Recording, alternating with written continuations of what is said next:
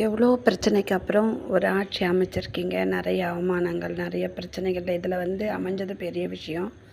காமராஜர் எப்படி ஆட்சி நடத்தினாரோ அதே போல் நீங்கள் இருக்கணும் அப்படின்னு நினைக்கிறேன். எல்லாருமே நினைக்கிறோம். ஒரு வித்தியாசமான ஒரு முடிவு, அரசு ஒரு முடிவு எடுத்தால் அதில் யாரும் ஒரு டிஃப்ரெண்ட்டாக எப்படி செஞ்சுருக்காங்க அப்படின்னு நினைக்கிற அளவுக்கு இந்த டீச்சர்ஸ் பிரச்சனையை சீனியாரிட்டி முறையில் டெட்டுக்கு முன்னாடி உள்ளவங்களெல்லாம் இனிமேல் எக்ஸாம் எழுத முடியாது. அதனால் அவசியம் டெட்டு சீனியாரிட்டியும், அதுக்கு முன்னாடி வயது மூப்பு அடிப்படையில் உள்ளவங்கள சீனியாரிட்டி முறையிலையும் ஏஜ் வாய்ஸ் பார்த்து கண்டிப்பாக ஒரு நியமனம் கொடுக்கணும்னு வேண்டிக்கொள்கிறேன். எல்லாருக்காக தான் பேசுகிறேன் நான். இருக்கிற இளைய தலைமுறையும் வீணாக போயிட்டுருக்காங்க. அவசியம் இதை பரிசீலனை பண்ணணும். அவர் செங்கோட்டையன் ஐயா நினச்சாலும் கண்டிப்பாக செய்ய முடியும். இது எல்லாரோட லைஃப்பும் அடங்கியிருக்கு. இந்த மாதிரி செஞ்சுருக்காங்கன்ற 4 பேர் சொல்கிற அளவுக்கு இருக்கணும்.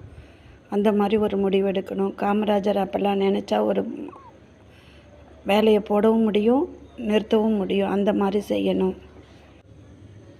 ஒருத்தவங்க இறந்துட்டா தான் இந்த வேலை அந்த குடும்பத்துக்குன்ற மாதிரி இப்போ எங்களோட நிலைமையும் அப்படி தான் இருந்தும் நாங்கள்லாம் இல்லாத மாதிரி தான் இப்போ எங்கள் பிள்ளைங்க நாங்கள் எல்லாம் வாழ்வாதாரம் இல்லாமல் தான் இருக்கோம்.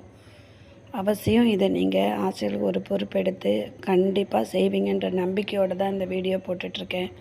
கண்டிப்பாக சீனியாரிட்டி முறையில் போடுங்க சார்.